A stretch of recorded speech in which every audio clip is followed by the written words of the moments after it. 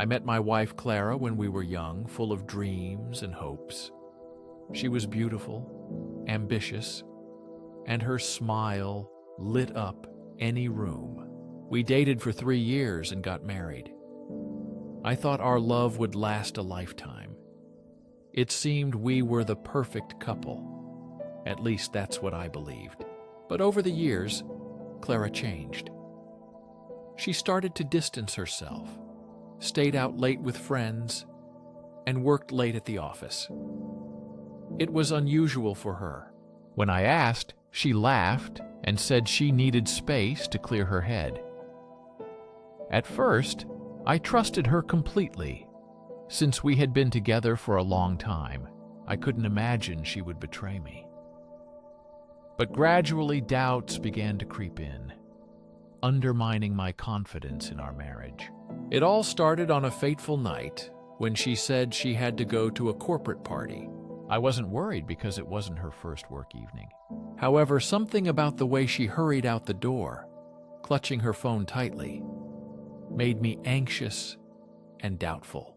Clara always willingly shared details about colleagues and events, but this time she was unusually secretive. My inner feeling told me something was wrong.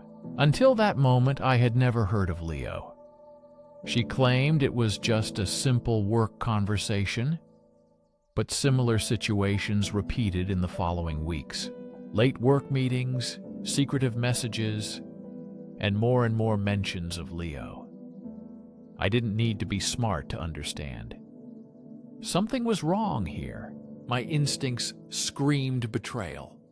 But I'm not one to throw accusations without proof, so I decided to be patient. I started gathering evidence while pretending not to notice the growing lies between us. One weekend, Clara said she was going to a party unrelated to work, a usual gathering with friends. She assured me that there was no need to worry. I didn't argue. I just pretended to be indifferent. That evening, when Clara was leaving the house, she was dressed in. I decided to act decisively and start planning. I finally needed to find out what was happening behind my back. I put a GPS tracker on her phone. It was not something I had ever thought of doing, but the suspicions had tormented me for too long. I needed to confirm that my worst fears were true. When she left, I started waiting, watching the blinking dot on the phone screen. The party was not where her friends usually gathered. Actually, the party was held in a small, unfamiliar neighborhood on the other side of the city. I waited until about 11 o'clock in the evening. Then I drove past the place, trying not to be noticed. I parked far enough away not to arouse suspicion, but close enough to observe. To my horror, I saw her coming out of the house with Leo.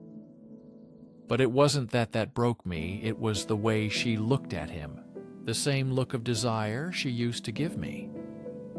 I watched them laugh, touch each other, and go back into the house together.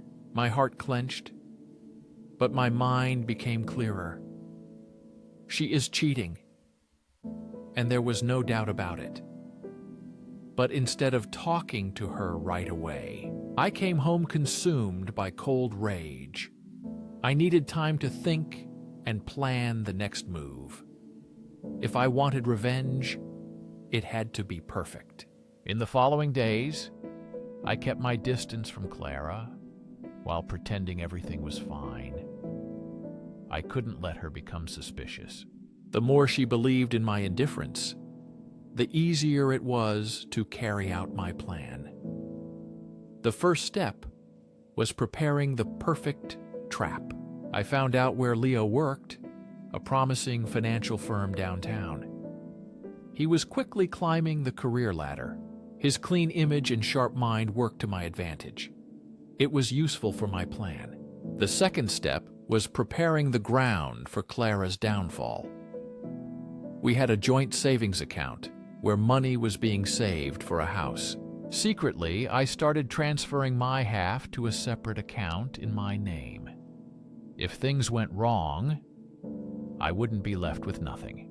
Then I began gathering evidence. Photos of Clara with Leo, saved suspicious messages, and a recording of their late-night call. I was ready. I had enough evidence to ruin their lives. The last element was the right time to strike. I just had to wait for the moment. That moment came when Clara said she was going to another work event. I already knew it was another meeting with Leo. I kissed her goodbye and she left, unsuspecting. That night, I sent an anonymous message to Leo's employer, attaching the evidence I had gathered. Leo's firm was very strict about employee conduct, especially if it could harm the company's reputation. When they were together, Leo's boss received compromising material. By morning, an internal investigation began, and Leo's career was at risk. But that wasn't enough for me. I wanted Clara to feel the same pain of betrayal that I did. Early in the morning, while she was asleep, I left. I visited a lawyer and prepared the divorce papers, as well as evidence proving my case. Her infidelity was proof that she wouldn't get a single penny from our savings in the divorce. Returning home, I placed the documents on the kitchen table along with the collected evidence. Then I packed my things and left.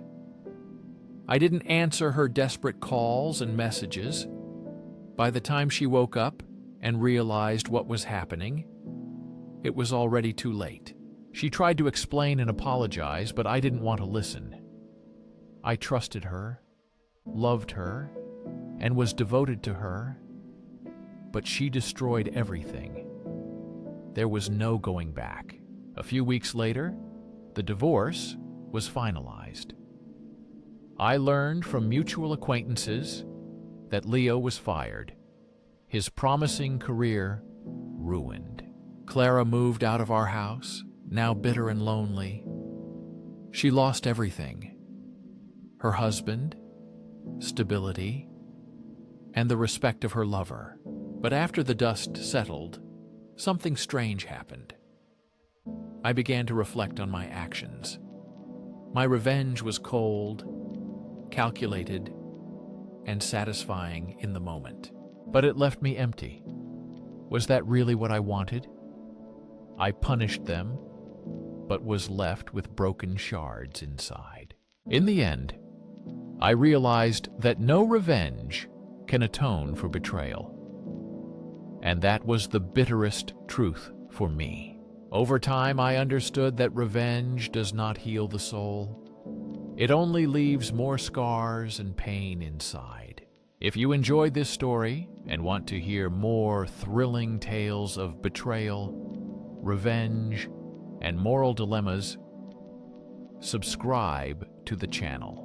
Each of Lauren's stories is filled with unexpected twists that will keep you glued to the screen and on the edge of your seat. Don't miss the next exciting episode that will reveal new facets of this story and bring fresh emotions.